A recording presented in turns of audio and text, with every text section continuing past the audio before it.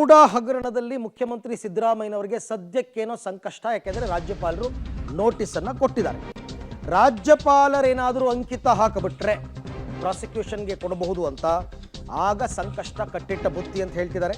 Governor ನೀಡಿದ್ದ 7 ದಿನಗಳ ಕಾಲಾವಕಾಶ ಮುಕ್ತಾಯ ಆಗಿದೆ. ಸೊ ಹಾಗಾಗಿ ರಾಜ್ಯಪಾಲರ ನಡೆ ಮತ್ತಷ್ಟು ಬಿಗಿಯಾಗುವ ಸಾಧ್ಯತೆ ಇದೆ. ಹಾಗಾದರೆ ರಾಜ್ಯಪಾಲರ ಮುಂದಿರ್ತಕ್ಕಂಥ ಆಯ್ಕೆಗಳೇನು? ಯಡಿಯೂರಪ್ಪನವರ ಕೇಸ್ ರಿಪೀಟ್ ಆಗ್ತಾ ಇದೆ. ಇಲ್ಲಿ ಒಂದು ವೇಳೆ ಏನಾದರೂ ಪ್ರಾಸಿಕ್ಯೂಷನ್ಗೆ ರಾಜ್ಯಪಾಲರು ಅಂಕಿತ ಹಾಕ್ಬಿಟ್ರೆ ಅದು ಯಾವ ಹಂತಕ್ಕೆ ಬೇಕಾದ್ರೂ ಹೋಗ್ಬೋದು. ಸಿದ್ದರಾಮಯ್ಯನವರು ರಾಜೀನಾಮೆ ಕೊಡೋ ಹಂತಕ್ಕೂ ಹೋಗ್ಬೋದು. ಈಗ ರಾಜ್ಯಪಾಲರ ಮುಂದಿರ್ತಕ್ಕಂಥ ಆಯ್ಕೆಗಳೇನು ನೋಡ್ಬೋಣ. 7 ದಿನಗಳಲ್ಲಿ ಉತ್ತರವನ್ನು ನೀಡದೇ ಇದ್ದರೆ ಮತ್ತೊಮ್ಮೆ ನೋಟಿಸ್ ಕೊಡ್ಬೋದು. CMಗೆ 3-4 ದಿನಗಳ ಕಾಲಾವಕಾಶ ನೀಡಿ ಮತ್ತೊಮ್ಮೆ ನೋಟಿಸನ್ನು ನೀಡಬಹುದು. 2ನೆಯ ನೋಟಿಸ್ಗೂ ಉತ್ತರ ಕೊಡದೇ ಇದ್ದರೆ ಆಗ ರಾಜ್ಯಪಾಲರು ಮುಂದಿನ ನಿರ್ಧಾರಕ್ಕೆ ಬರ್ತಾರೆ.